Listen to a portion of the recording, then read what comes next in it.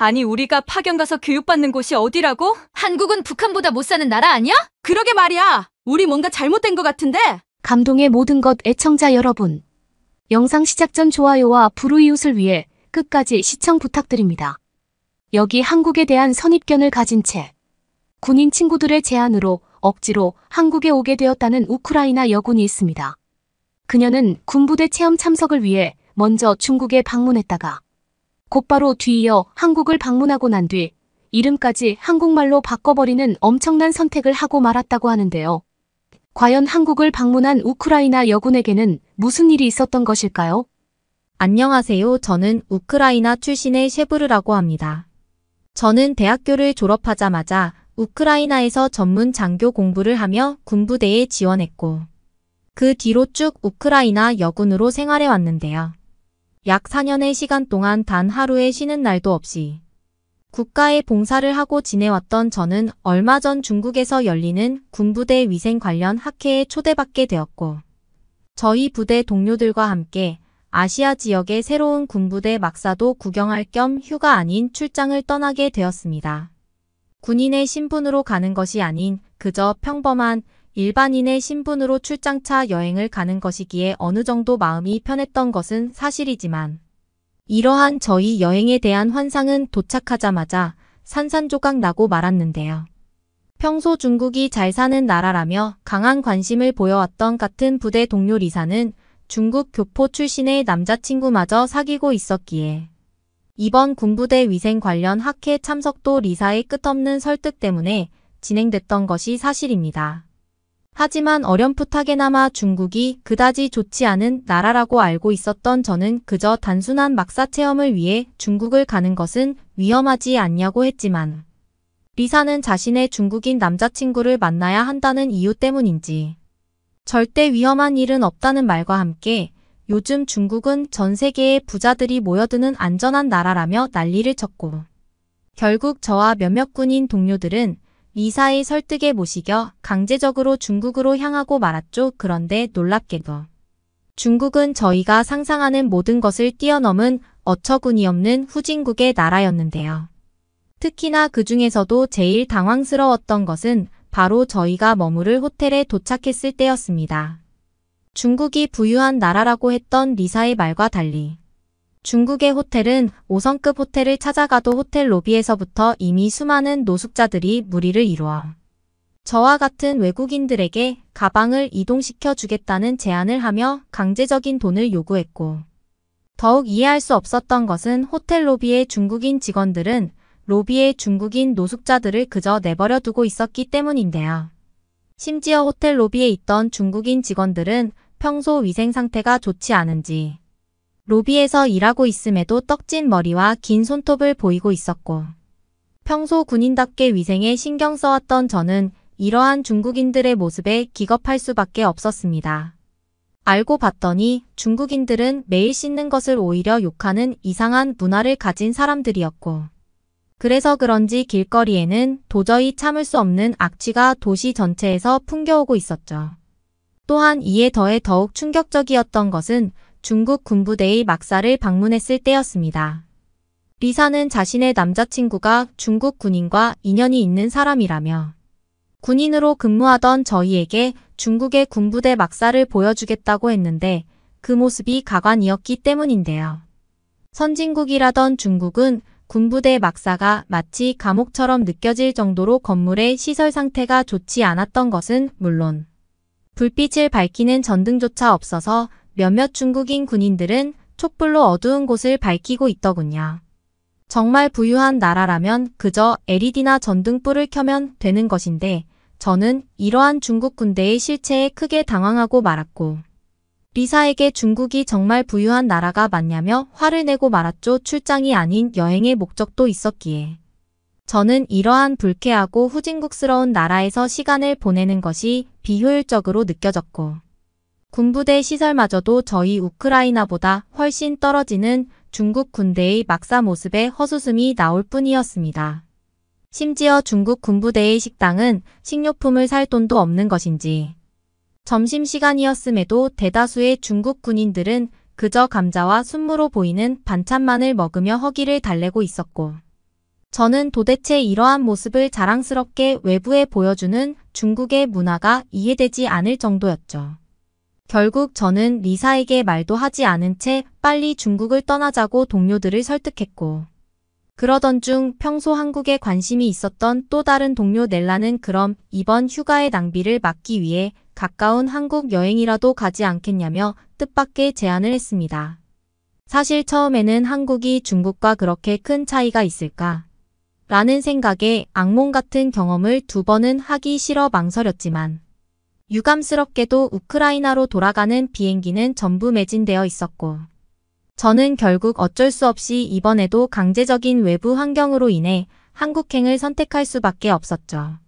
그런데 처음 도착한 한국이라는 나라에서 저는 입국 심사가 끝나고 공항 라운지에 들어서자마자 깜짝 놀라고 말았습니다. 중국과 비슷한 나라일 거라고 예상했던 한국은 충격적이게도 이미 공항에 있는 한국인들의 모습에서부터 부유한 국가라는 느낌이 들었고, 심지어 공항 내부에는 한국인들보다 한국을 방문한 저와 같은 외국인들이 더욱 많이 보였기 때문인데요. 실제로 한국에 오기 전 방문했었던 중국은 공항에서 외국인은커녕 온통 중국인들밖에 없던 것은 물론, 중국인들은 기본적인 영어조차 하지 못해서 여행의 길 안내를 받는 것이 너무 힘들었는데, 놀랍게도 한국은 여기에서도 많은 차이가 나더군요. 부대 동료들과 함께 공항에 도착하자마자 공항에 있던 한국인 직원분은 저희에게 다가오시더니 무료 와이파이 포켓이라며 저희의 통신사를 무료로 교체시켜 주셨고, 휴대폰 문자를 통해 한국 여행에 필요한 필수 교통 어플들을 자동으로 설치해 주기까지 했기 때문입니다. 놀랍게도 한국은 휴대폰 어플에 목적지를 입력하면 무슨 교통수단을 타고 가야 되는지 너무나 자세하게 설명이 되어 있었고, 이러한 한국의 모습은 정확한 시간에 지하철이 오지 않고 택시조차 훔쳐서 타야만 하는 중국의 후진국 교통 인프라 현실과는 천지 차이였죠. 그렇게 저희는 한국에 도착하자마자 엄청난 선진국의 신문물을 느끼며 감탄하고 있었고, 그러던 중 한국 문화에 조금이나마 익숙했던 넬라는 일단 지하철을 타고 숙소까지 이동하자며 저희를 지하철로 안내했습니다. 그런데 넬라의 안내를 받아 지하철 지하도를 내려가던 저는 눈앞에 보이는 말도 안 되는 광경에 그만 말문이 막히고 말았는데요. 저희와 다르게 앞서 가던 넬라는 갑자기 자신의 여행 가방을 지하도 계단 옆에 있던 레일에 내려놓더니 두 손에 아무것도 들지 않은 채로 지하철 계단을 내려갔고, 저와 군인 동료들은 그러한 넬라의 모습을 보자마자 너무 놀라 소리를 지르고 말았습니다. 사실 처음에는 넬라가 여행 가방을 계단에서 놓친 줄 알았는데, 알고 봤더니 넬라는 계단 옆에 설치되어 있던 집 레일에 자신의 가방을 내려놓고 너무나 편하게 계단을 내려갔던 것이었고, 저는 한국의 말도 안 되는 편의시설 인프라에 깜짝 놀라고 말았죠. 주위를 살펴보니 이미 한국인들은 이러한 편의시설이 익숙한 듯 누구 하나 할 것 없이 자신의 무거운 여행 가방을 익숙하게 레일에 올려놓았고, 편안하게 계단을 내려가 목적지에서 자신의 여행 가방을 순서대로 가져갈 뿐이었습니다. 중국뿐만 아닌 제가 살아왔던 우크라이나에서도 지하도에 이러한 기가 막힌 편의시설은커녕 평범한 계단조차 제대로 관리되고 있지 않아 가끔 군사무기 학회 때문에 해외로 나갈 때면 무거운 여행 캐리어를 옮기는 것부터 스트레스를 받았는데, 놀랍게도 한국은 이러한 불편사항을 너무나 편리하게 해결한 것이었죠. 저희의 뒤를 따라오던 한국 방문 외국인들도 깜짝 놀랐는지 짐을 계단에서 옮겨주는 레일을 보고는 연신 사진을 찍으며 원더풀을 외쳐댔고, 저는 왠지 모르게 그러한 외국인들의 모습을 보자 뿌듯한 마음이 들기까지 했습니다. 아무리 생각해봐도 한국은 중국과는 비교조차 되지 않는 기술과 편의시설, 심지어는 부유함을 가진 최선진국의 나라처럼 보였고, 이미 한국인들은 이러한 부유하고 편리한 생활이 익숙한 듯 이러한 시설물들을 자연스럽게 이용하고 있더군요. 하지만 넬라는 깜짝 놀라는 저희의 모습을 보더니 한국의 놀라움은 이제 시작이라며 코웃음을 쳤고, 저는 그 말을 듣자마자 앞으로 펼쳐질 선진국 한국의 모습에 가슴이 설레기 시작했습니다. 그리고 역시나 한국의 진짜 놀라움은 지하철에서 내려 길거리로 나왔을 때부터 본격적으로 시작되었는데요. 넬라는 한국의 길거리는 평범하다며 걷기 좋다는 말만 했으나 제 눈앞에 펼쳐진 광경은 전혀 다른 모습이었기 때문입니다. 놀랍게도 한국은 길거리 곳곳에 형형색색의 꽃들이 심어져서 도시를 아름답게 만들고 있었고 마치 공원과 도시가 하나로 합쳐진 것 같은 경이로움마저 느껴졌기 때문이죠. 중국의 길거리를 걸었을 때에는 길거리 곳곳의 노숙자는 물론 언제 세탁을 했는지 모를 정도의 옷을 입고 외국인의 가방만을 노리는 범죄 조직들이 너무 많아서 도시를 산책하는 것 자체가 불가능했는데 한국은 길거리가 깨끗한 것은 물론 어디를 가더라도 꽃과 공원이 길거리에 항상 있었습니다. 한국인들에게는 별것 아닌 평범한 광경일 수 있겠으나 이러한 모습은 제가 태어난 우크라이나에서도 절대 평범하게 볼 수 없는 광경이었고 저의 부대 동료들조차 길거리 주위의 꽃밭을 보며 한국에 있으니 왜 이렇게 마음이 편해지는지 모르겠다는 감탄사를 표하더군요. 단순한 튤립부터 장미 심지어는 다양한 수목나무들이 길거리 곳곳에 심어져 있었고 이러한 한국의 모습은 국가 자체가 얼마나 부유한 나라인지 도시 미관에서부터 유추할 수 있을 정도였습니다. 중국에서는 그나마 이름이 알려진 대형 공원을 가더라도 다 뽑혀버린 잔디만이 존재하는 형편없는 공원일 뿐이었는데 한국은 도시 미관에도 돈을 사용할 수 있는 부유한 나라인지 비싼 꽃과 나무들이 도시 곳곳을 꾸며주고 있었거든요. 이미 한국에 도착하고 1시간밖에 지나지 않은 상황이었지만 저는 왜 그동안 한국이 중국과 비슷한 나라라고 오해했을까? 라는 후회스러움이 몰려왔고 그동안 한국이 너무나 여행하기 좋은 나라라며 같이 가기를 제안했던 넬라가 너무나 고맙게 느껴지기까지 했습니다. 그렇게 약 2시간 정도 저는 서울의 중심에 있는 광화문과 거리를 걸으며 선진국 한국을 피부로 느꼈고 넬라는 저희의 만족한 표정을 보더니 이제는 중국과 비교하기 쉽게 한국의 군부대 체험을 가보자는 뜻밖의 제안을 했는데요. 알고 봤더니 서울 근처의 부대에서는 저희와 같은 외국인 관광객들을 위한 군부대 개방 행사가 진행되고 있던 와중이었고 우크라이나에서 군인으로 근무하던 저와 동료들은 평범한 길거리마저 이렇게나 아름다운데 한국의 부대는 어떨까? 라는 기대감을 가지고 개방 행사 부대로 향했습니다. 그리고 역시나 넬라와 함께 버스를 타고 도착한 한국의 군부대는 정문에서부터 말이 나오지 않을 정도였는데요. 중국의 부대 막사를 방문했었을 때에는 군인들이 지내는 막사 내부가 너무나 더럽다 못해 이곳이 정말 사람이 살 수 있는 곳인가라는 생각이 들 정도였는데 놀랍게도 한국은 병사들이 지내는 건물 내부에 비싼 TV와 세탁기는 물론 심지어 에어컨과 공기청정기까지 설치되어 있었기 때문입니다. 심지어 저는 따뜻한 물을 24시간 사용할 수 있다는 한국 군부대 관계자의 말에 정말 엄청난 충격을 받고 말았고 우크라이나에서조차 겨울에는 따뜻한 물이 나오지 않는 황당스러운 상황이 떠오르며 한국이 말도 안 되는 꿈의 나라처럼 느껴지기 시작했습니다. 또한 중국의 군부대 식당은 반찬이 너무나 형편없어서 당황스러울 정도였는데 놀랍게도 한국은 이러한 식단에서부터 중국과 큰 차이를 보이고 있었고 병사들의 식사마저 전문 영양사가 투입된다는 넬라의 말에 저는 금방이라도 우크라이나 국적을 포기하고 한국의 병사로 살아가고 싶을 정도였죠. 물론 한국에서 평생을 지내왔던 병사들에게는 이것 또한 부족하다고 생각될 수 있겠으나 한국보다 한참이나 후진국이고 가난한 나라인 중국과 우크라이나의 군부대 실체를 알고 있던 저에게는 왜 한국이 현재 많은 외국인들의 첫 번째 이민 국가로 꼽히고 있는지 충분히 이해가 되더군요.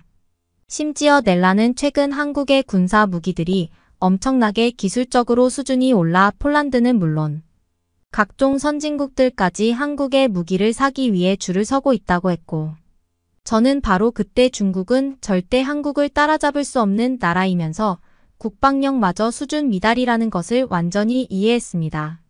평소 중국에 강한 자부심을 보여왔던 저희 동료 리사에게 한국의 군부대 사진과 급식들을 보여주니 이건 전부 사진일 뿐이라며 거짓말을 하지 말라고 했고, 저는 결국 한국에서 열리고 있는 군부대 체험 행사 현수막까지 보여줄 수밖에 없었죠. 하지만 리사는 한국의 이러한 모든 것은 전부 중국 군부대의 사진들을 합성해서 만든 것이라는 어처구니없는 답변만을 했고, 저는 동료들에게 리사의 황당스러운 문자 내용을 보여주며 앞으로 리사는 멀리해야 할 것 같다는 말을 할 수밖에 없었습니다. 아무리 자신의 남자친구가 중국인 사람이라고는 하지만 리사는 완전히 중국에 미쳐버린 것 같았고, 저희가 아무리 한국이 중국보다 훨씬 살기 좋고 병사 관련 시설에서도 좋다는 내용을 사진으로 보여주었으나 끝끝내 믿지 않았기 때문이죠. 심지어 한국 군부대의 화장실은 제가 경험한 화장실 중 제일 쾌적하면서도 규모가 컸는데, 이는 우크라이나의 호텔 화장실과 비교해도 전혀 손색이 없어서 당황스러울 정도였습니다. 결국 저와 동료들은 한국의 군부대 체험을 신청해준 넬라에게 감사, 인사와 그동안 넬라의 말을 오해했다는 미안함을 전달했고, 넬라는 이제부터라도 한국이 어떤 나라인지 정확하게 알았으니 그건 그거대로 다행이라는 배려를 보여주더군요. 그 후 넬라는 저희 동료들을 이끌고 저녁을 먹자고 했기에 약 1시간가량의 군부대 체험을 마치고 저희는 곧바로 서울의 도심부로 향했는데요. 이미 예약해놓은 식당이 있다며 저희 부대 동료들을 이끌고 길거리에 있던 한 식당으로 들어갔고, 저는 식당 입구에 멈춰서자마자 기겁할 수밖에 없었습니다. 평범한 식당 문처럼 보이던 그곳에는 도저히 이해할 수 없는 전자패드가 설치되어 있었고, 넬라는 이미 이러한 상황이 익숙한 듯 전자패드에 자신의 휴대폰 번호를 입력했기 때문인데요. 그랬습니다.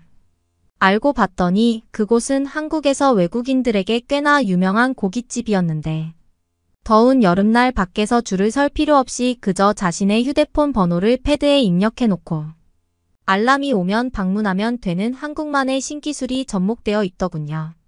사실 중국에서 식당을 방문했을 때에는 조금 인기 있는 집을 가면 대부분은 중국인들이 저희의 줄을 노려보다가 알 수 없는 중국말을 내뱉으며 새치기를 했었는데, 한국은 이러한 새치기를 노리는 한국인들이 주위에 보이지도 않을 뿐더러 편리한 전자패드로 예약을 기다리면 되니 새치기를 당할 상황조차 없었습니다. 말 그대로 한국은 디지털 기술이 극한까지 발전해버린 상상 속의 나라나 마찬가지였고, 이미 넬라는 다년간의 한국 여행으로 이러한 신문물을 전부 사용할 수 있던 것이었죠. 저뿐만 아니라 다른 동료들도 한국인들은 생활에 불편한 상황을 조금도 참지 못하는 것 같다며 웨이팅 전자패드 시스템에 혀를 내둘렀고, 저는 바로 이때 한국으로 이민을 와야겠다는 생각이 들었습니다. 물론 우크라이나에서 국가에 헌신하고 봉사하며 지내왔던 생활이 있었지만, 아무리 생각해봐도 앞으로의 기술 발전으로 인한 수혜는 한국이 더욱 많이 있을 것 같았기 때문이죠. 넬라는 저희 의견을 듣더니 자신 또한 그러한 한국 이민의 생활을 계획하고 있다며 저와 함께 비슷한 날짜에 우크라이나의 군대를 전역하기로 했고, 저는 선진국 한국을 소개해준 넬라에게 너무나 감사한 마음이 들었습니다. 그 후 한국에서 약 일주일 동안의 영화 같은 휴가를 마친 저는 우크라이나로 돌아가자마자 보고서를 작성하고 3개월의 부대 전역 대기를 신청했는데요. 어쩌면 한국의 소중함을 더욱 뼈저리게 느낄 수 있었던 것은 그와 반대되는 대표 후진국 중국이 있었기에 저의 한국인인 선택이 가능했던 것 같습니다. 그러면 다음 사연으로 넘어가겠습니다. 중국인 승무원 여성이 뜬금없이 대한민국의 한 외딴 시골에 와 있습니다. 그리고는 부모님이 시골까지 찾아와서 딸을 데려가려고 하는데요. 이 중국인 여성은 왜 한국 시골까지 오게 된 걸까요? 오늘의 사연은 중국인 메이 씨의 사연입니다. 안녕하세요. 중국인 메이입니다. 중국에서 자란 저는 늘 하늘을 올려다보며 구름 사이로 하늘을 나는 날을 꿈꿨어요. 비행기는 힘을 들이지 않고 활공하는 장엄한 새처럼 보였어요. 그리고 저는 그 세계의 일부가 되고 싶었습니다. 승무원은 저에게 단순한 직업이 아니라 꿈이자 열정 그 자체였습니다. 중국에서 항공산업을 준비하는 것은 쉬운 일이 아니었습니다.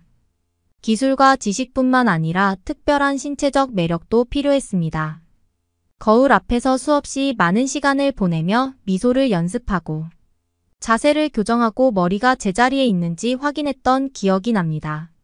친구들은 종종 저의 집착에 대해 놀려댔지만 저는 신경 쓰지 않았습니다. 결국 꿈에는 희생이 필요했으니까요. 항공사 채용 과정은 혹독했습니다. 여러 차례의 면접이 있었고 각 단계가 마치 공연처럼 느껴졌어요. 그 중에서도 가장 기괴한 것은 비키니 콘테스트였습니다. 이게 말이 되나요? 무대에 서서 외모로 심사를 받는다는 건 정말 초현실적이었어요. 하지만 이건 면접의 일부였고 저는 기꺼이 참가할 준비가 되어 있었어요. 콘테스트 중 한 번은 과감하게 한 발짝 내디뎠습니다. 최고의 모습을 보여야 한다는 압박감을 느낀 저는 성형수술을 받았습니다. 동료들과 가족들의 판단이 두려워 비밀로 간직하고 있었습니다. 하지만 마음속으로는 제 꿈에 더 가까워질 수 있을 거라 믿었습니다. 회복은 육체적으로나 감정적으로나 힘든 일이었습니다. 수술 초기에는 거울을 볼 때마다 익숙함과 낯설의 묘한 조합이 느껴졌습니다. 정체성, 자존감, 진정성에 대한 혼란이 왔어요. 꿈에 부풀어 있던 어린 소녀를 배신하고 사회적 인정을 받고자 하는 다른 사람으로 바뀐 게 아닌가. 하지만 며칠이 지나고 몇 주가 지나자 붓기가 가라앉고 흉터가 희미해지면서 예전과 새로운 모습이 합쳐진 제 모습이 보이기 시작했습니다. 약간 개선된 제 모습이었지만 내면에서는 진정성과 사회적 기대 사이의 싸움이 계속되고 있었습니다. 비밀로 하고 싶었던 제 수술에 대한 소문은 결국 밖으로 흘러나왔습니다. 속삭임이 복도를 가득 채웠고 비판적인 시선이 저를 따라다녔습니다. 어떤 이들은 용기에 감탄했고 어떤 이들은 허영심이라고 비난했습니다. 하지만 외부의 시선 속에서 저는 진정한 자존감은 겉으로 드러나지 않는다는 것을 깨닫고 성찰의 여정을 시작했습니다. 그렇게 항공사로부터 합격 통지서를 받던 날은 제 인생에서 가장 행복한 날 중 하나였습니다.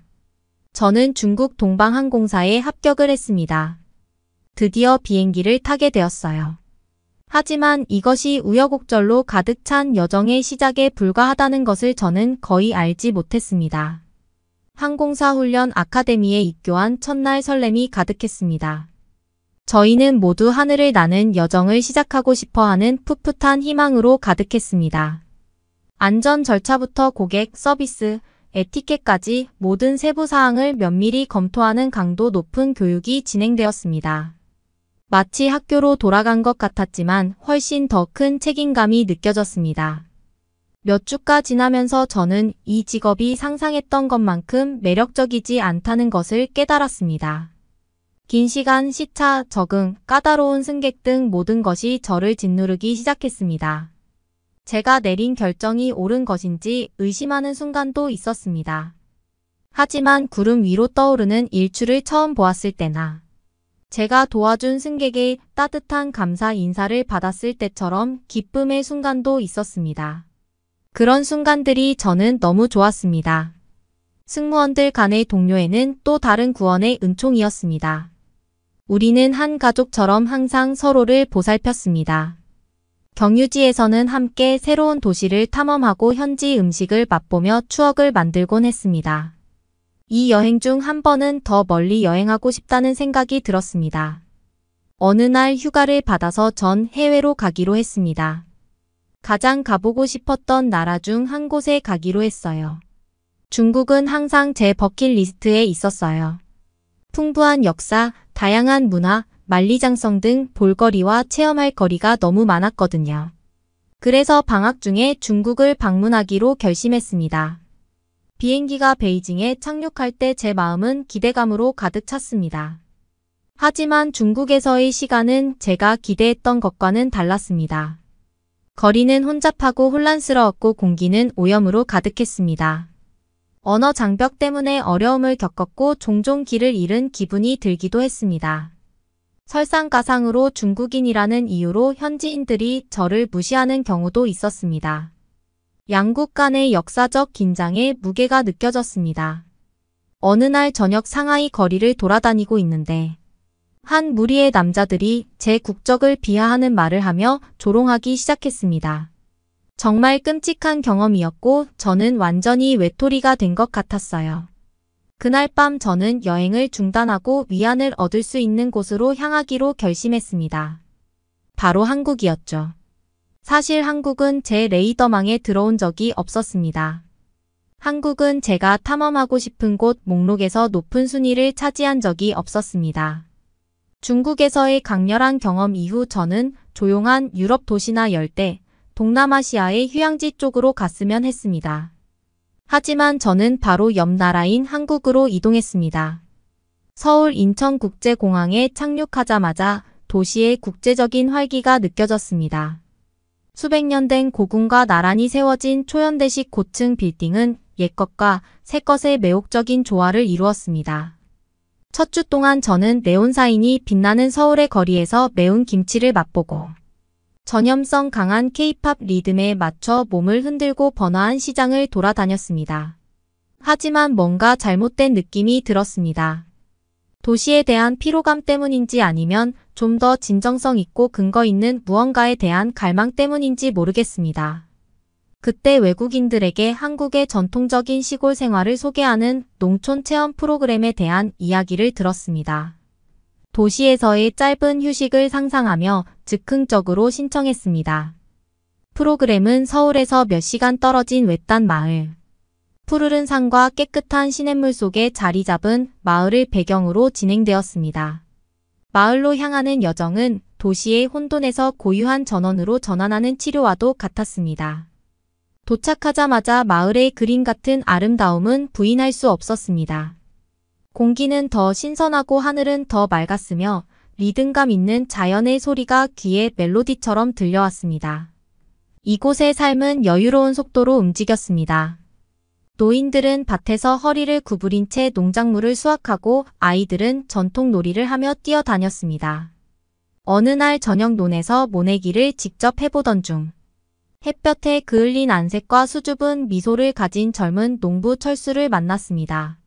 농사에 천부적인 재능을 가진 그는 진흙과 물속에서 제 손을 이끌며 쉽게 기술을 시연해 주었습니다.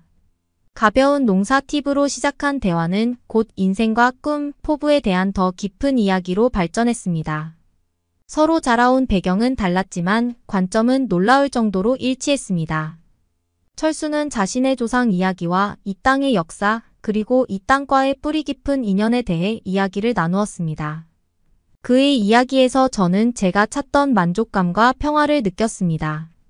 별이 쏟아지는 밤하늘 아래서 직접 만든 막걸리를 나누고 한국 민요를 들으며 보낸 저녁 시간은 마법 같은 시간이었습니다.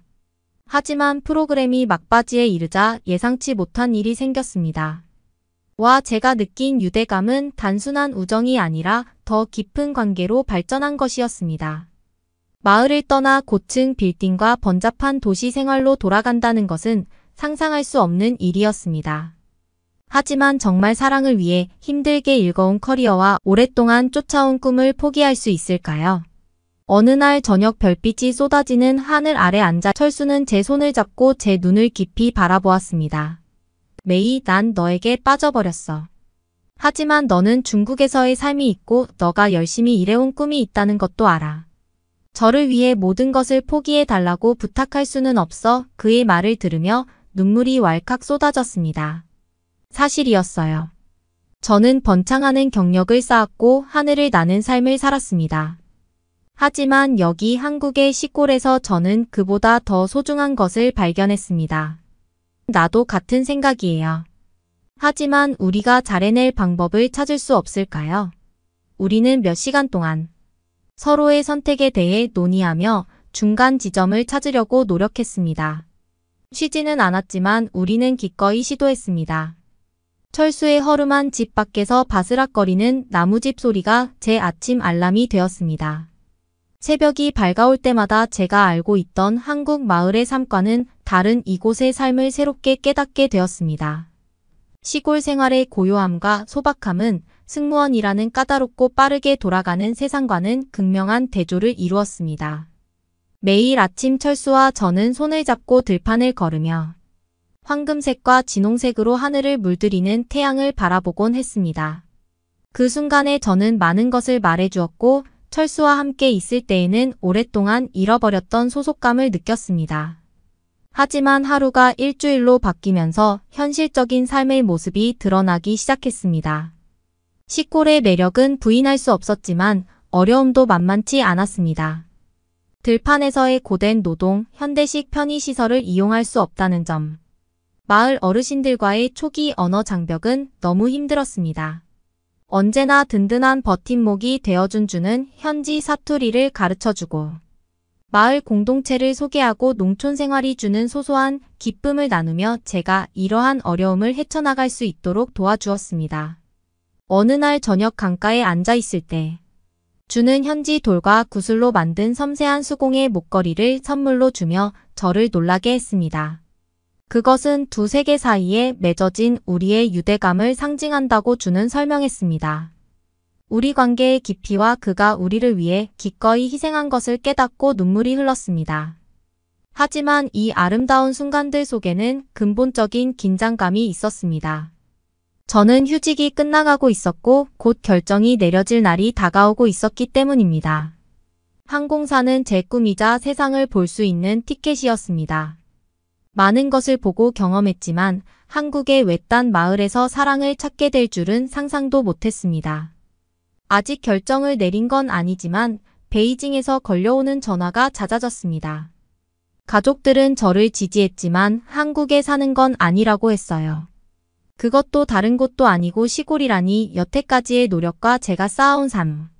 고향에서 저를 기다리는 가족들과 친구들이 저에게 아깝지 않냐고 이야기했습니다. 절대 결혼하면 안 된다. 거기서 살면 안 된다. 그리고는 어느 날 부모님도 찾아오셨었죠. 저를 데려가려고 오셨지만 결국 철수에게 설득을 당했습니다. 이 결혼을 허락하셨습니다. 결혼을 결정한 뒤에도 저 역시 걱정이 많았습니다. 사랑만으로 제가 지금까지 살아왔던 삶과 다른 삶을 살 수 있을까? 제가 불안한 거를 느낀 주는 저의 마음을 안정시키기 위해서 오랜만에 서울로의 여행을 준비했습니다. 우리는 서울의 활기찬 거리를 여행하면서 어떻게 해야 할지 고민을 했습니다. 의 얼굴을 보는 순간 저는 결론 지었습니다. 철수와의 결혼을 하기로요. 다른 주위의 사람들은 정말 이해할 수 없는 분위기였어요. 다른 나라도 아니고 어떻게 한국 시골에 가서 사냐고. 승무원으로 성공한 제가 왜 이국 땅에서 농부와 결혼을 선택했는지 이해할 수 없었죠.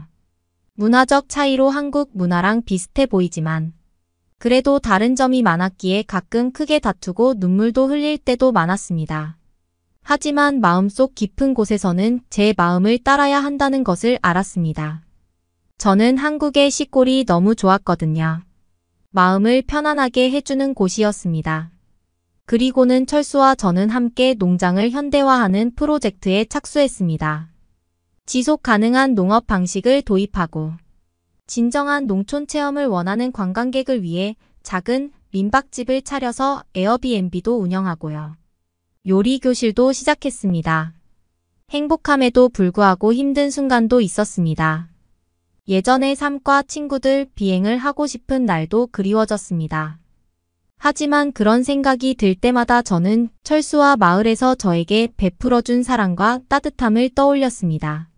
모든 걸 선택할 수는 없지만 전 여기서 너무 행복합니다. 그러면 다음 사연으로 넘어가겠습니다. 학생 방금 뭐라고 말했어요? 여기는 영국 명문대의 한 강의실. 어떤 동양인 학생과 일본인 교수가 심각한 표정으로 대화를 주고받고 있습니다.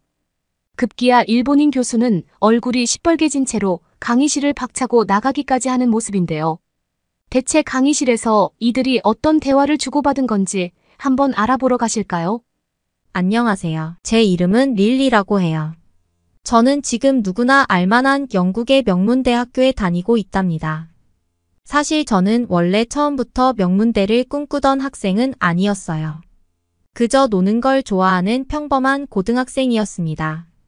고등학교 2학년쯤 친하게 지냈던 한국인 친구 유나 덕분에 저도 조금씩 변하기 시작했어요. 유나는 항상 제 곁에서 저와 함께 공부하고 대화를 나누기도 하는 친구였거든요. 항상 열심히 하는 유나를 보면서 저는 도대체 뭐 때문에 그렇게까지 열심히 공부하냐고 물어보니까 그 애는 장래에 옥스포드 대학교에 진학하는 게 꿈이라고 대답하더라고요. 어린 나이에 뚜렷한 꿈이 있는 유나를 보면서 저는 너무 멋있다고 생각했답니다. 그 뒤로도 항상 유나와 함께 지내다 보니 저도 모르게 그 애를 따라 열심히 공부하게 됐어요. 제가 모르는 거를 유나가 쉽게 알려주니 공부가 어느 순간 재미있어지더라고요. 공부를 하면서도 막연하게나마 유나처럼 멋진 대학에 가면 공부도 잘하고 좋은 친구도 사귈 수 있을 거라는 기대감이 생겼습니다. 그렇게 열심히 준비한 후 대학 입시 결과가 나왔답니다. 유나는 그토록 원하던 옥스포드 대학교에 당당히 합격했지만 저는 아쉽게도 유나와 같은 캠퍼스를 간다는 꿈을 이루지 못했어요. 하지만 유나와 열심히 공부해 온 덕분에 저 역시 유나 못지않게 좋은 명문대 학교에는 합격할 수 있었답니다. 새 학기가 시작되고 저는 대학교에 입학했어요. 고등학생 때와 함께 한국에 대해 많은 이야기를 나누던 기억이 떠올라서인지 제일 먼저 신청한 수업은 동아시아 문화에 대한 강의였습니다. 물론 한국에 대한 내용만 다루는 건 아니었지만 한국을 포함한 주변국들의 이야기를 듣고 싶은 마음에 주저하지 않고 수강 신청을 했어요. 첫 수업날 저는 약간 긴장한 마음으로 강의실 문을 열었습니다. 그런데 강의실에 들어서자마자 깜짝 놀랄 수밖에 없었어요. 생각보다 훨씬 더 많은 아시아 학생들이 보였거든요.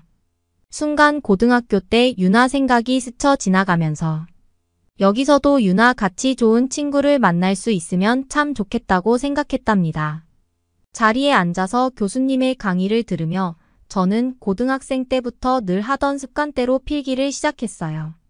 그 습관은 교수님이 하시는 말씀을 하나도 놓치지 않고 다 받아 적는 거였답니다. 교수님은 중국과 일본에 대해 설명하시다가 어느 순간 한국 이야기를 꺼내셨어요.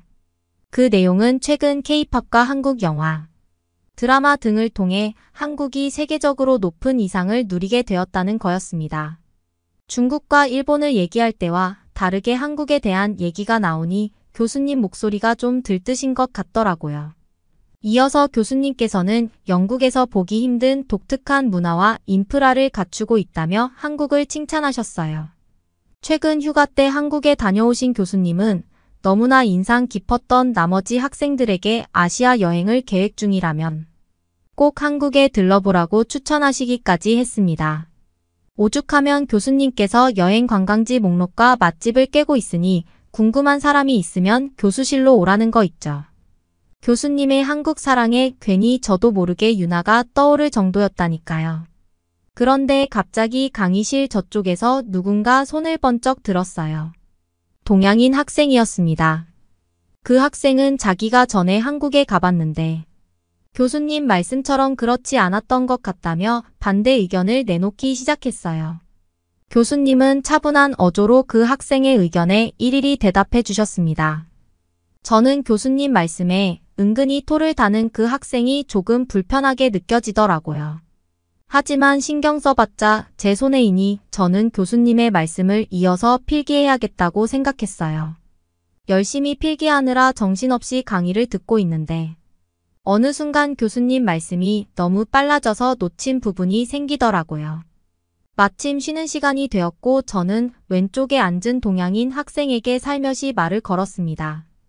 제가 놓친 부분을 좀 알려줄 수 있느냐고 물었더니 그 학생은 저를 날카롭게 쏘아보면서 왜 자기가 알려줘야 하냐는 식으로 퉁명스럽게 말하더라고요. 그러곤 휙 고개를 돌려버리고 이어폰을 꽂아버리는 게 아니겠어요. 이렇게 사람을 대하는 사람은 처음 봐서 그런지 너무 당황스러워 어안이 벙벙해져 있는데 그때 제 오른쪽에 앉은 다른 동양인 학생이 먼저 말을 걸어주더군요. 혹시 자기가 도와줄 수 있겠냐고 물으면서요. 저는 고맙다고 말하며 조심스레 놓친 부분에 대해 물어봤습니다. 그 학생은 활짝 웃으며 흔쾌히 알려주겠다고 했어요. 하나하나 천천히 설명해주는 모습에 가 떠올랐답니다. 놓친 부분을 다 배운 뒤 저는 그 학생에게 혹시 한국인이 아니냐고 물어봤습니다. 저의 질문에 그 학생의 표정이 잠깐 정색하는 듯 했어요. 하지만 이내 밝은 미소를 지으며 자신은 일본인이고 이름은 다나카라고 소개했습니다. 그 찰나의 표정 변화가 마음에 걸렸지만 별일 아니겠거니 싶어 그냥 넘어갔어요. 어쨌든 다나카 덕분에 필기를 무사히 마칠 수 있었습니다. 수업이 끝나고 강의실을 나오는데 아까 교수님께 줄곧 토를 달던 학생이 중국어로 무어라 떠들며 지나가더라고요. 이전부터 중국인이라면 무조건 피하고 봐야 된다는 부모님 말씀이 생각나. 앞으로는 그 학생이 근처에 얼씬도 하지 말아야겠다는 생각을 했어요. 최대한 피하고 싶은 부류의 사람 같았거든요. 수업이 끝나고 자리를 정리하는 다나카를 보면서 아까 알려준 것에 대해서 보답을 해야겠다는 생각이 들더라고요. 그래서 저는 용기를 내어 다나카를 불러 세웠습니다. 다음 수업이 없다면 제가 커피를 한 잔 대접하고 싶다고 말이에요. 처음에 다나카는 괜찮다며 사양하는 듯 했지만 제가 계속 간절히 부탁하자 결국 흔쾌히 응해주더라고요. 다나카와 함께 카페를 가는데 문득 그런 생각이 들었어요. 한국인뿐만 아니라 다른 아시아 학생들도 이렇게 똑똑하고 배울 점이 많구나라는 생각 말이에요. 대학에 와서 처음으로 친구를 사귀게 된 것 같아 마음이 설레기도 했어요. 강의가 모두 끝나고 저는 다나카와 함께 학교 근처 카페에 자리를 잡았습니다. 서로에 대해 이야기를 나누다 보니 다나카는 어릴 때부터 영국에서 공부하고 싶어 열심히 노력해 왔다고 하더라고요. 덕분에 이 학교에 올 수 있었다고 얘기했습니다. 그러다 문득 다나카가 아까 강의 내용에 대해 얘기를 꺼내더라고요. 다나카는 저를 보면서 의아한 표정을 지으며 물었습니다. 동아시아 문화를 가르치는 교수님이 어떻게 그렇게 한국에 대해서만 일방적으로 치우쳐서 말씀하실 수 있는지 이해가 안 된다고 말이에요. 사실 교수님이 해주신 한국에 대한 얘기들 조금 과장이 섞인 것 같다는 거예요. 아무것도 모르는 학생들 앞에서 그런 말씀을 하시는 게 불편했다고 하더라고요. 저는 당황스러웠어요. 고등학교 때 유나에게 들었던 한국의 모습과 교수님이 말씀하신 내용이 크게 다르지 않다고 생각했거든요. 왜 다나카는 그런 식으로 말하는 걸까? 이상하다는 생각에 다나카에게 직접 한국에 가본 적이 있느냐고 물었답니다. 그러자 다나카는 약간 당황한 기색을 보이더니 친구에게 들은 얘기로는 교수님 말씀과 사뭇 다르다는 식으로 얼버무리며 화제를 바꿔버리는 거예요. 그러더니 갑자기 자기 친구들이 근처에 와 있는데 같이 합류해도 되겠냐고 묻더라고요. 저는 친구가 많으면 많을수록 좋다고 생각했기에 선뜻 그러자고 대답했습니다. 얼마 지나지 않아 다나카의 친구들 넷이 우르르 몰려왔어요. 그 친구들은 저에게 먼저 다가와 인사를 건네고 활짝 웃으며 여러 가지 질문을 하더라고요. 다나카도 친절한데 친구들은 더 친절하구나 하는 생각이 절로 들었습니다. 그날 이후로 저는 다나카와 다나카 친구들과 어울리게 됐어요. 그런데 어느 순간부터 조금 이상한 느낌이 들기 시작했습니다. 제가 걔네들 사이에 끼어 있는데도 마치 저는 없는 듯이 자기네들끼리만 대화를 나누는 거예요. 심지어 모두 영어를 할 줄 알면서도 일본어로 대화를 하고 있더라고요. 일본어를 한마디도 모르는 저로서는 그저 멀뚱히 서서 웃고만 있을 뿐이었어요. 어느 날은 다나카와 다나카 친구들과 시간표가 맞지 않아 식당에서 혼자 식사를 하고 있었어요. 오랜만에 밥을 혼자 먹으니 괜히 쓸쓸한 마음이 들더라고요. 그런데 그때 저 멀리서 키 크고 체격 좋은 동양인 남학생 하나가 저한테 다가오더니 혹시 같이 점심을 먹어도 되겠냐고 물어보는 거 아니겠어요? 새로운 친구를 사귈 수 있을지도 모른다는 생각에 기분이 좋아졌습니다. 그래서 환한 미소를 지으며 좋다고 대답했어요. 제 맞은편에 앉은 그 남학생은 자신을 임철수라고 소개했고 한국에서 왔다고 말하는 게 아니겠어요. 순간 한국이란 단어를 듣고 깜짝 놀랐습니다. 괜시리 유나 생각이 나면서 너무 반가워지더라고요. 저는 한국에 대해서 나름 아는 게 많다고 신나게 제잘거리기 시작했습니다. 한국 친구가 있었다는 말에 철수의 눈도 반짝이면서 반갑게 얘기를 하더라고요. 저희는 BTS부터 시작해서 최근에 본 드라마인 오징어 게임에 대한 대화를 나누면서 서로 공통 관심사를 찾아가며 신나게 수다를 떨었습니다. 시간 가는 줄도 모르고 이야기를 나누다 보니 어느새 시간이 훌쩍 지났고 저는 다음 강의를 가야 해서 철수한테 연락처를 주면 다음에 연락하겠다고 했어요. 철수도 흔쾌히 다음에 또 놀자면서 연락처를 건네주더라고요. 다음날 저는 다나카와 다나카의 친구들을 만나기로 했어요. 마침 최근에 사귄 한국인 친구 얘기를 꺼내며 함께 만나면 좋겠다고 말했습니다.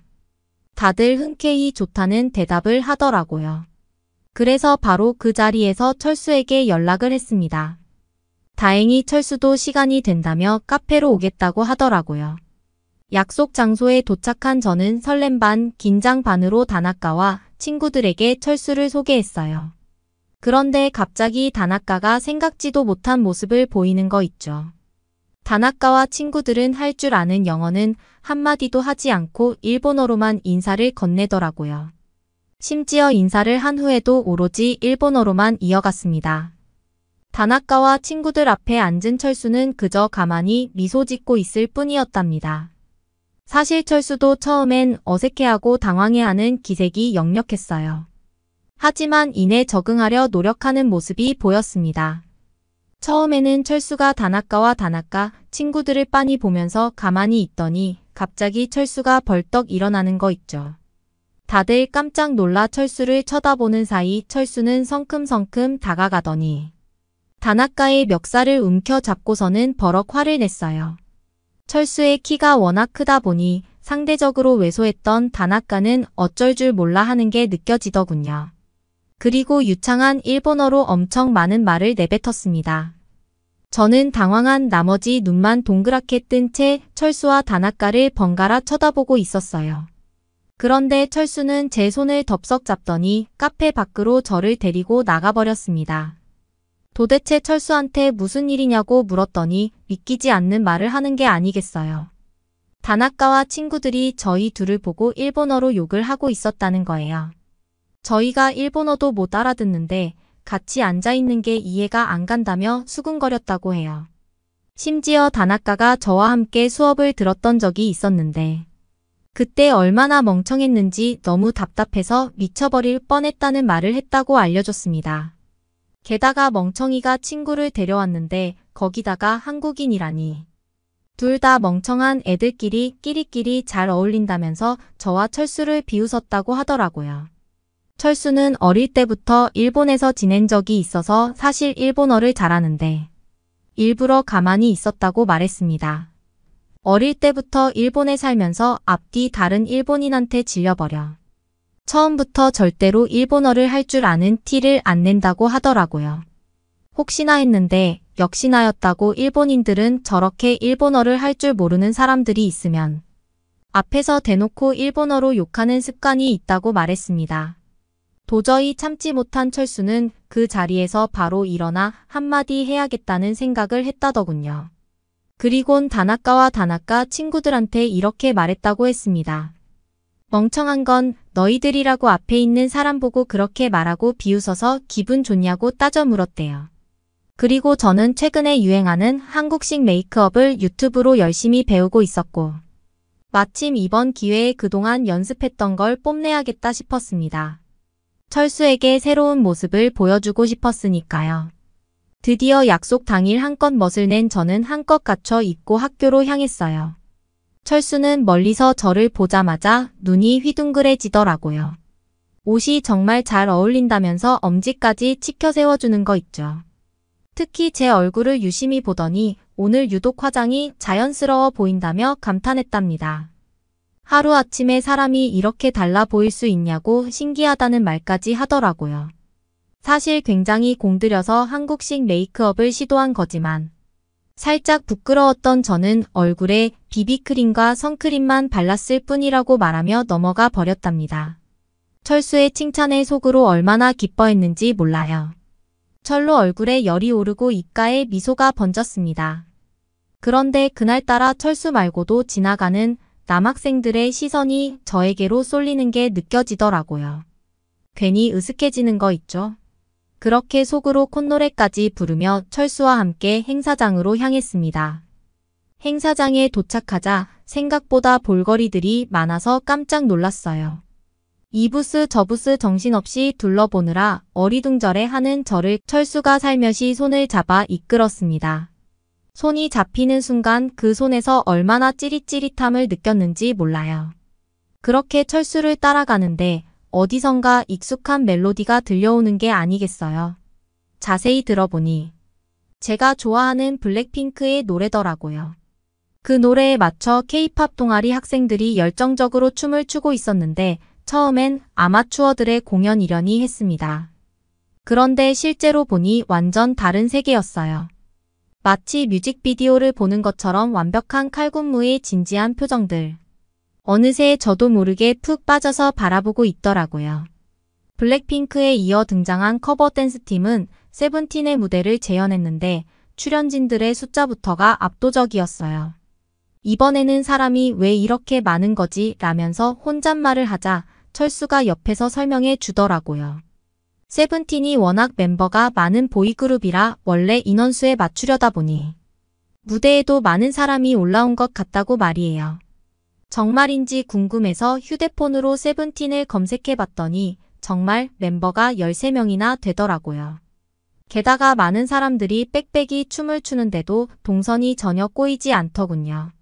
물 흐르듯 자연스러운 칼국무에 감탄이 절로 나왔습니다. 순간 이런 생각이 스쳤어요.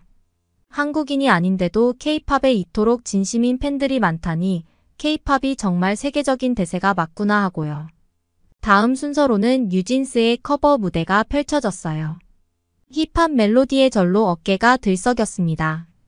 어느새 음악에 맞춰 고개를 끄덕이며 몰입하고 있는 제 모습이 철수 눈에 띄면 어쩌나 싶어 부끄러웠는데 고개를 돌려보니 철수 역시 흥겹게 노래를 따라 부르며 즐기는 모습이었어요. 그 순간 웃음이 터져 나왔답니다. 마지막 무대의 주인공은 월드 클래스 아이돌 BTS였어요. 그동안의 공연도 인상 깊었지만 BTS 커버는 차원이 달랐습니다. 실력과 에너지 면에서 동아리 내 최정상급 멤버들이 출동한 듯한 느낌이랄까요.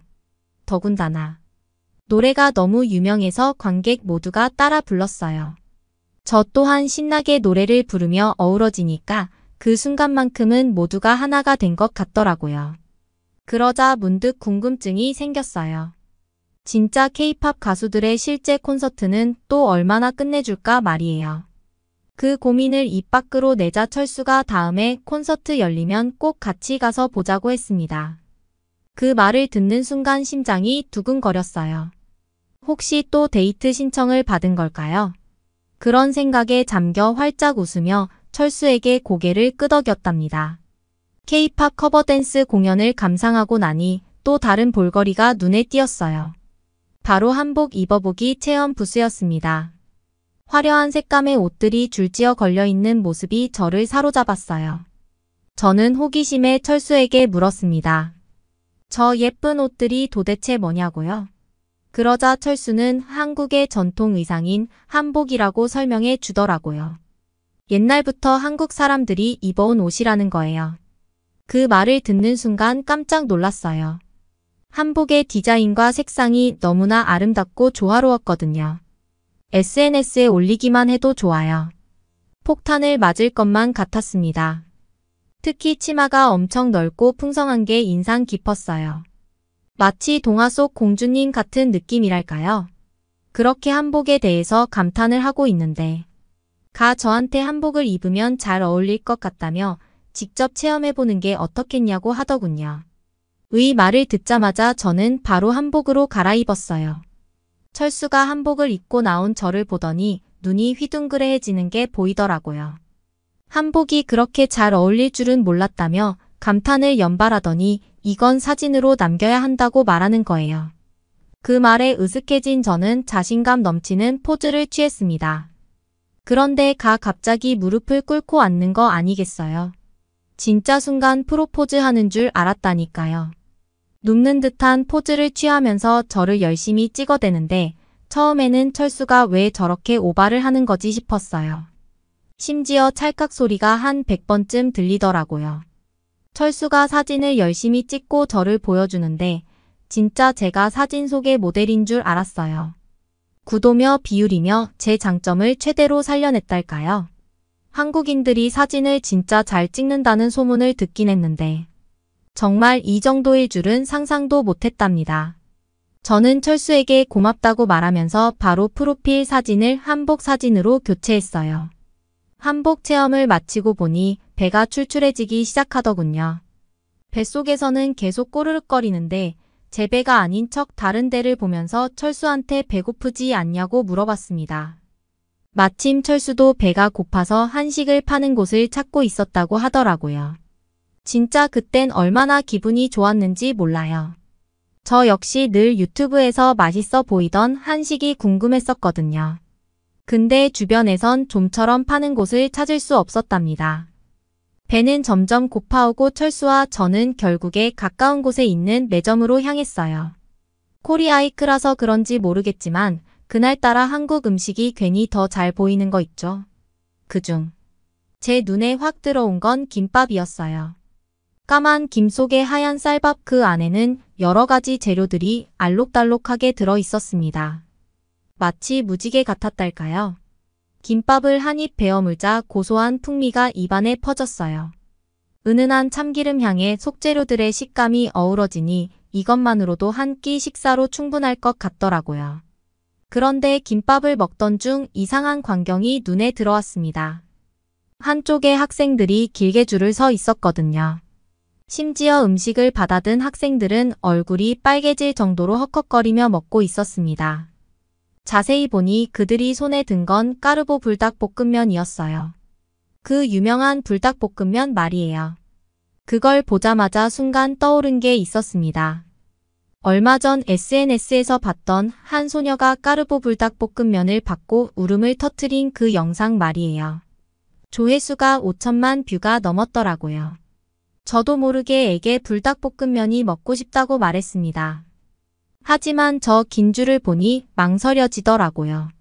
제 속마음을 눈치챈 수가 한국에선 까르보 불닭볶음면을 쉽게 구할 수 있으니 직접 사다 주겠다는 거예요.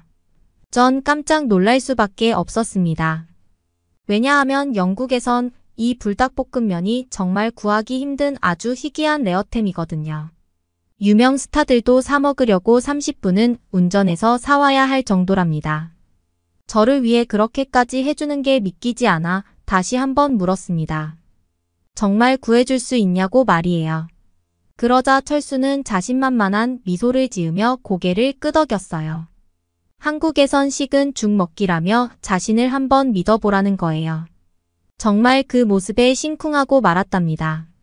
이토록 자상한 철수의 모습에 절로 미소가 지어졌어요. 이런 철수의 말과 행동들을 하나하나 되새겨보니 혹시 저에게 호감이 있는 게 아닐까 하는 달콤한 상상에 빠져들기 시작했답니다. 저와 철수는 즐겁게 수다를 떨며 코리아 위크의 하이라이트인 메인 이벤트 장소로 발걸음을 옮겼어요. 이번 행사의 백미는 바로 학교에 다니고 있는 한국인 유학생들과의 만남이었습니다. 강의실 하나를 빌려서 한국인 유학생들의 이야기를 듣는 거였는데요. 한국에 대해 생생한 이야기를 들어볼 수 있는 기회라니 괜히 기대가 되더라고요.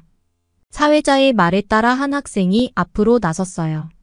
그 학생은 외국인들이 한국하면 주로 서울, 부산, 제주도를 찾는다면서 말문을 열었습니다. 하지만 그 한국인 학생은 나중에 기회가 돼서 한국에 오게 되면 꼭 울릉도와 독도를 여행해 보는 걸 추천하고 싶다고 강조했어요. 특히 독도에 대한 애정이 대단했습니다. 독도는 사실 날씨 좋은 날에 가기가 쉽지 않은데도 불구하고 그 한국인 학생이 독도에 갔을 땐 화창한 날씨였다고 하더라고요. 생각보다 커서 굉장히 압도적이고 웅장한 독도의 풍경이 너무나 인상 깊었다며 눈을 반짝였어요. 이어 독도가 한국 땅이라는 사실에 자부심을 느낀다고 당당히 말하더라고요. 그런데 그때 저 멀리서 누군가 손을 번쩍 들었어요. 고개를 돌려보니 저번에 봤었던 다나카의 친구 중 하나였습니다. 다나카 친구인 걸 알고 정말 주먹이 불끈 쥐어졌지만 거기서 뺨 싸대기를 날릴 수는 없는 노릇이니 뭐라고 하는지 한번 들어보기로 했어요. 다나카 친구는 독도를 다케시마라고 불러야 한다며 다케시마는 한국 땅이 아니라 일본 땅이라고 주장하는 게 아니겠어요, 다나카. 친구는 한국인 발표자의 말에 정면으로 반박하더니 목소리까지 높이는 바람에 순간 그 자리에 있는 사람들은 술렁이기 시작했습니다. 안 그래도 어수선한 자리였는데 청중석에 있던 일본인 교수님까지 나서서 다나카 친구의 편을 들었어요. 다케시마가 일본 영토임을 확신한다면서 구체적인 근거를 제시하기 시작했습니다. 일본이 1600년대에 먼저 발견해 다케시마를 이용해왔고 1905년에는 무주지 점령 원칙에 따라 일본 영토에 편입했다는 거예요. 1951년 샌프란시스코 평화조약에서도 한국이 독도 주권을 요구하지 않았다면서 한국의 불법 점거를 강력히 비판했어요. 교수님의 논리는 치밀했고 증거는 명확해 보였습니다. 그 말을 듣고 있자니 처음 한국인 학생의 발언이 다소 경솔했던 게 아닐까 하는 생각마저 들더라고요. 완전히 설득된 거죠. 하지만 한국인 학생은 꿋꿋했어요. 오히려 무덤덤한 표정으로 다시 마이크를 잡더니 독도는 한국 땅이므로 다케시마가 아닌 독도로 불러야 마땅하다고 힘주어 말했습니다. 이어서 그 한국인 학생은 역사적 사실을 줄줄 읽기 시작했어요. 512년 신라시대에 이사부 장군이 울릉도와 독도를 정복했다는 기록이 명백히 존재한다는 거예요. 이미 그때부터 독도는 한국의 영토로 인식되어 왔다고 강조하더라고요. 게다가 1905년 일본의 독도 편입은 불법적이었다고 지적했습니다. 당시 한국에 어떠한 통보도 없이 일방적으로 진행됐을 뿐 아니라 자국민에게조차 그 사실을 숨겼다고 말을 하더라고요.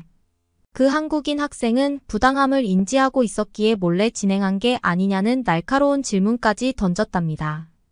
뿐만 아니라 한국인 학생은 1951년 일본 국회에 제출된 영역도를 언급하며 거기에 독도가 한국 땅으로 표기되어 있었다는 사실을 상기시켰어요. 이는 교수님의 주장이 모순된다는 점을 지적한 셈이었습니다. 한국인 학생은 이어서 일본의 독도 편입이 제국주의 침략의 산물이었음을 강조했어요. 러일 전쟁 와중에 군사적 목적으로 불법 점령한 것이었다고 설명했답니다. 이는 국제법 원칙에도 어긋난다고 강하게 비판의 목소리를 높이더군요. 마지막으로 한국인 학생은 샌프란시스코 평화조약의 한계를 지적하며 이는 일본의 기존 불법 점령에서 비롯된 문제일 뿐 영유권의 자체를 부정하는 것은 아니라고 딱 잘라 말했습니다. 한국인 학생의 주장은 역사적 사실에 기반할 뿐만 아니라 국제법과 상식에도 부합했어요. 한국인 학생의 논리적인 발언에 그 일본인 교수님은 말문이 막힌 듯 보이더군요. 얼굴이 붉어진 채로 헛기침만 연신하더니 처음에 질문을 던진 다나카 친구를 급히 데리고 자리를 떴답니다. 그걸 보면서 그래도 같은 일본인 학생은 버리지 않네 하면서 얼마나 웃겼는지 몰라요.